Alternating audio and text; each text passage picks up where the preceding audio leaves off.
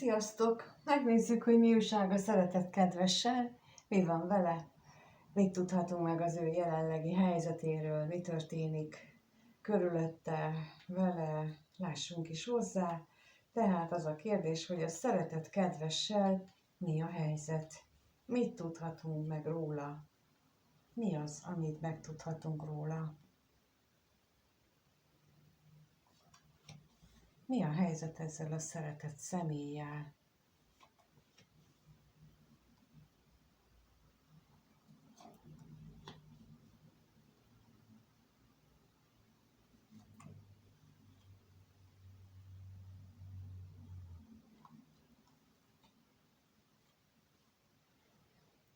Lehet, hogy ő olyan állapotban van jelenleg, hogy hálát ad azért, hogy ő neki például olyan szülei voltak, olyan körülményei voltak, ami ilyen, mindenkinek az, ami.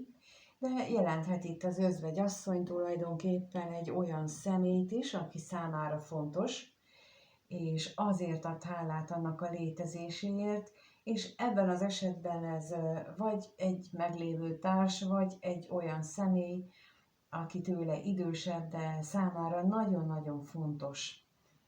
Úgyhogy jelentheti ezt is, de akkor megnézzük, hogy miért ilyen hálás ennek az özvegyasszonynak, mi itt ez a hála, miért hálás neki, ez itt a kérdés.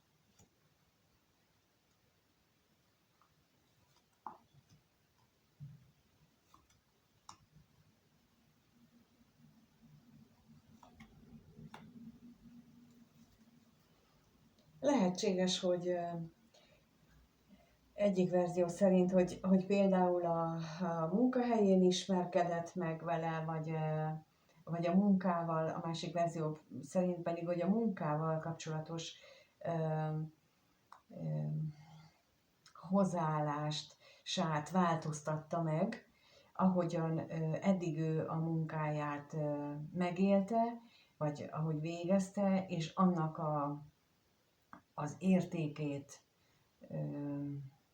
tulajdonképpen annak az értékét változtatta meg benne. Mármint, hogy hogyan értékelte ő a saját munkáját, és hogy mennyire fontosnak tartotta ezáltal saját magát. És olyan, mintha egyfajta tisztánlátást kapott volna ettől az özvegyasszonytól, akit ez a jelölő jelöl, ettől a személytől, és ez az, ami őt ilyen hálára készteti. Na nézzük akkor, hogy itt még az ajándékra mi jön, mi tudhatunk meg azzal kapcsolatosan.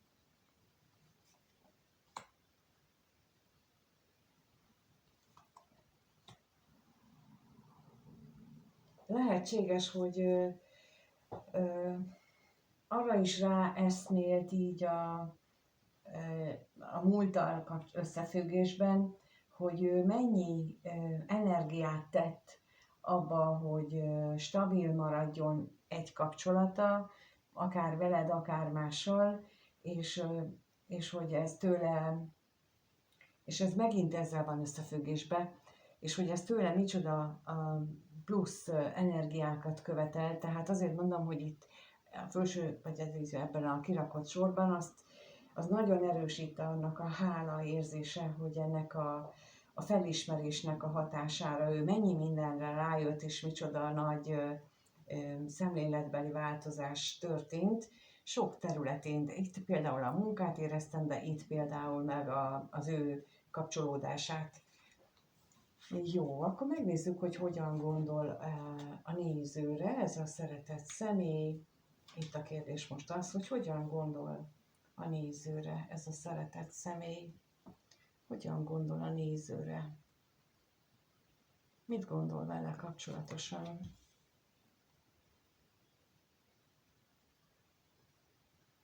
Hogyan gondol a nézőre?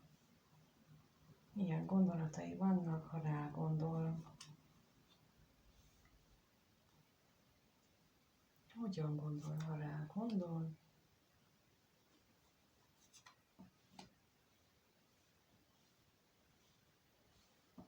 Hát nem tudom, miért ilyen dühös.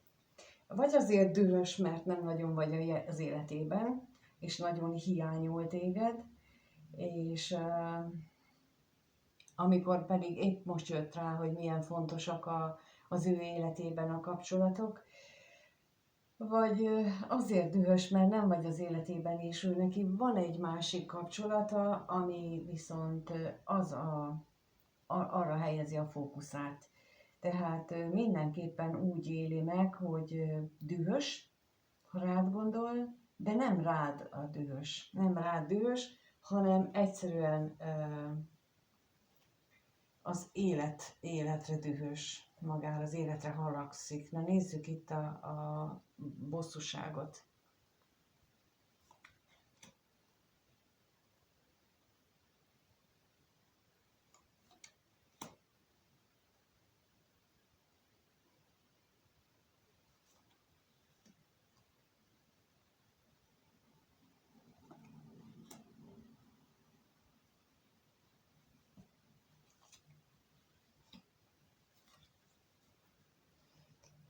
Lehetséges, hogy itt most itt egy másik vonulat jött, hogy akár arról is lehet szó, hogy esetleg meg volt beszélve egy találkozás, és nem nagyon tud összejönni, mert valaki a családban beteg lett, vagy valami olyan körülmény jön közbe, hogy emiatt ezt a találkozót el kell halasztani, de minden esetre valamilyen családdal összefüggő nehézség adódik, és ezért dühös. Na most még megnézzük a kevés pénzt. A kevés pénzt megnézzük itten. Hát,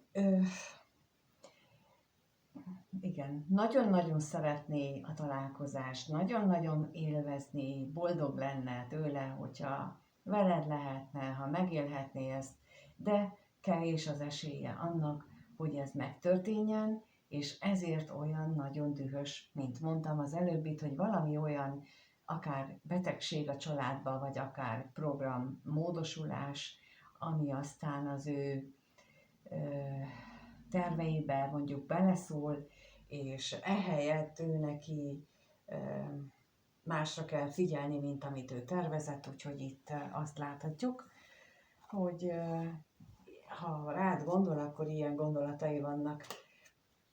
Hát nem biztos, hogy erre gondoltam volna, hogy ilyen jön ki, de ettől függetlenül ez a helyzet.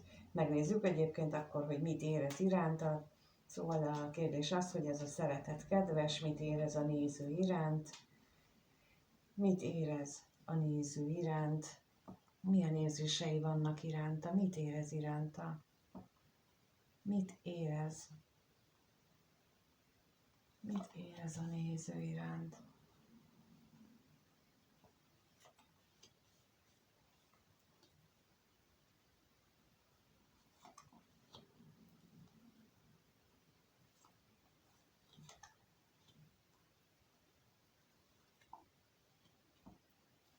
Hát minden esetre ugye az előbb is láttuk azt, hogy nagyon értékes neki az az idő, amit együtt töltöttök, a múltban is az volt, és nagyon reménykedik abban, hogy ezt még megismételhetitek többször is, bár megint az jön ki, hogy a találkozás mondjuk így, hogy akadályoztatva van, mert nem nagyon vagytok együtt. Na nézzük akkor itt a katonatisztet, hogy mi ez a távolság.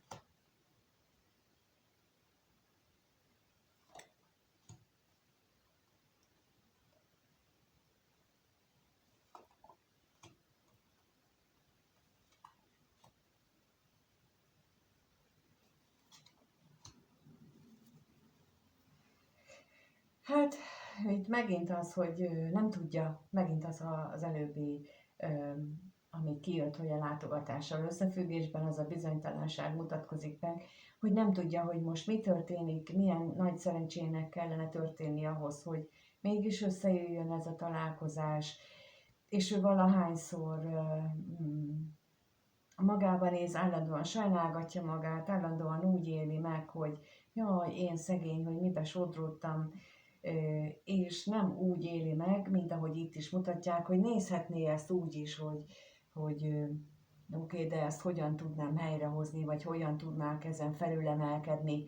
Tehát ez a nem mindegy, hogy beleveszek a sajnálkozásba, az önsajnálatba, vagy megoldást keresek rá.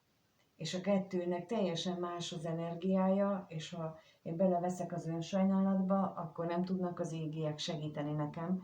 Ha viszont azt mondom, hogy jaj, Istenem, segíts, hogy találjak megoldást,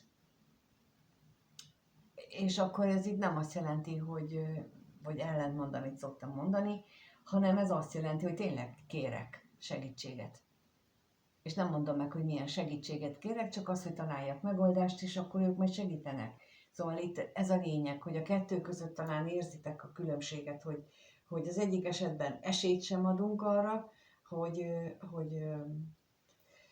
külső segítséget kapjunk, a másik esetben viszont kifejezetten kérjük és kapunk, és lehet, hogy első pillanatra nem biztos, hogy olyan, mint amire számítottunk, de tudnunk kell, hogy akkor ez előre visz bennünket. És itt ez lenne a jó, hogyha ez a személy tudna ilyen módon fordítani a dolgain, de megnézzük, hogy még itt a látogatással kapcsolatban.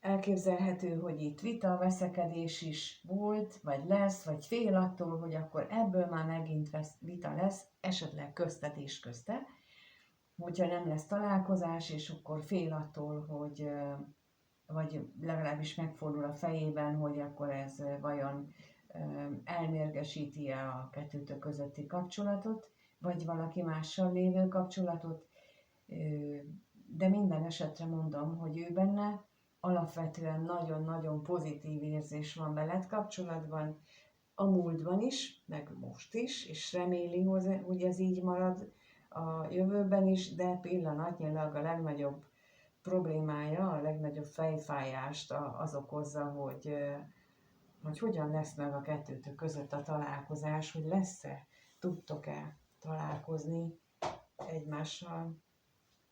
Na, akkor megnézzük azt, hogy ez a szeretett kedves és közted a közeljövőben, a elkövetkezendő néhány napban, egy hétben összejön ez a találkozás, van-e rá esély, illetve hogyan alakul a kettőtök kapcsolata itt a következő időszakban, lássuk, hogy akkor hogyan alakul ez a kapcsolódás, nézzük meg, lesz-e valami kettőtök között, lesz-e itt találkozás, mit tudhatunk meg ebből, ez alapján mit tudhatunk.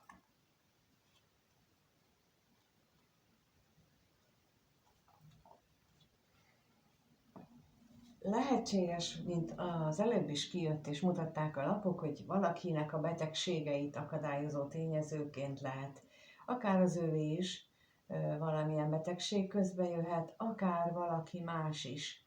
De minden esetre azt tudnunk kell mindig, hogy amikor valamilyen betegség történik, akkor nagyon gyakran a felettes énünk, a lelkünk, az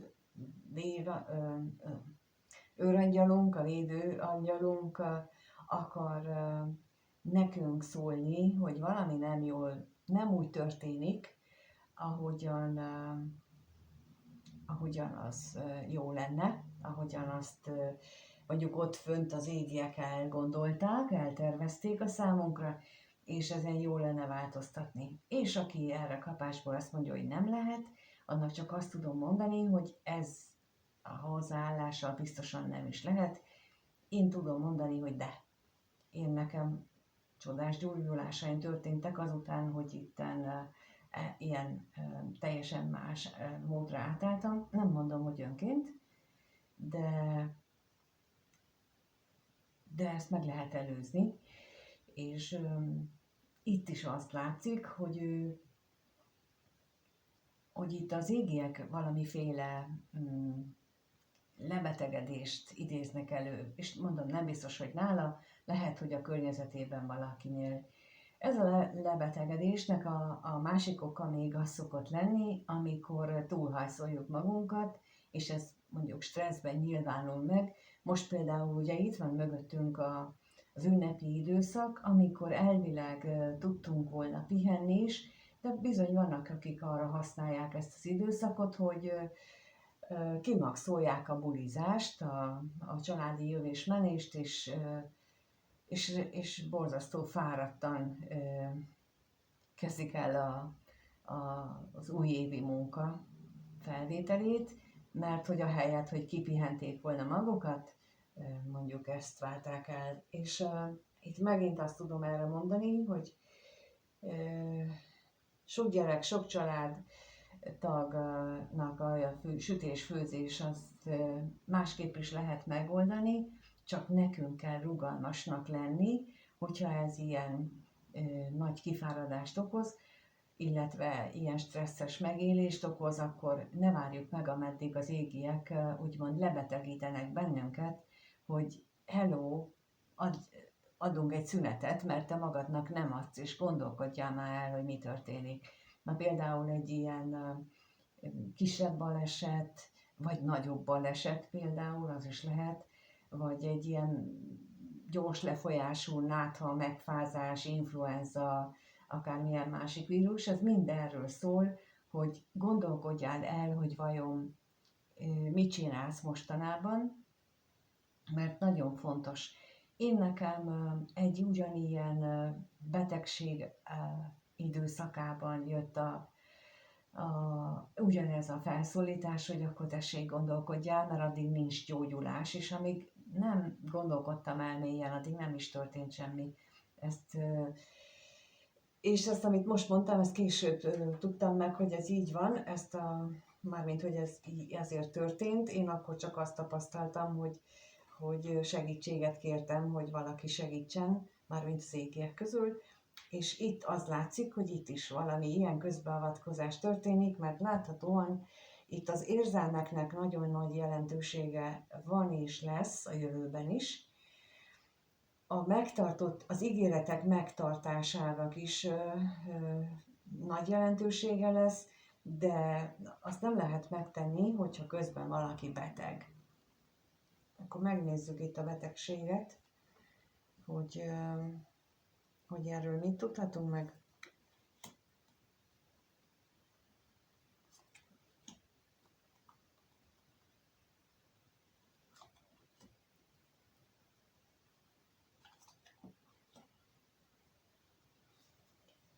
Igen, fél attól, hogy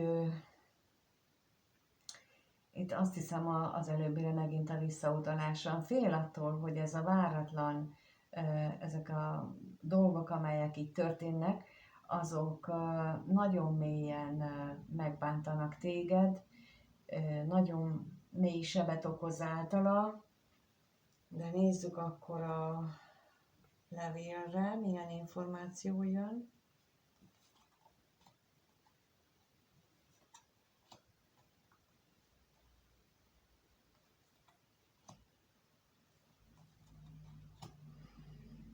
Egyes esetekben attól is félhet, hogy eltávolít egymástól titeket ez a be nem teljesedett találkozás, vagy ez a jelenlegi szituáció, mert akár az is lehet, hogy te őt hazugsággal, hazudozással vádolod, és ez az eltávolodás is benne van a pakliban. Van, akinél benne van, de a többségnél én inkább azt érzékelem, hogy ez csak az ő félelme, és nem azt, hogy itt valóban van ennek reális esélye. Úgyhogy én szerintem ez gyönyörű, mármint képileg, hogy ez van a középpontban, és erre lehet számítani, tehát, hogy itt égi támogatás is van, kitartás is, szeretet is, úgyhogy Ez nagyon jó előrejelzés a következő néhány napos időszakra. Kívánom, hogy sok mindenkinek legyen valódi találkozás is, és valódi felismerések is. Köszönöm, hogy itt vagytok, és megnézitek. Köszönöm a lájkot, a feliratkozásokat, a kommenteket, és amíg nem találkozunk, mindenkinek minden jót kívánok. Sziasztok!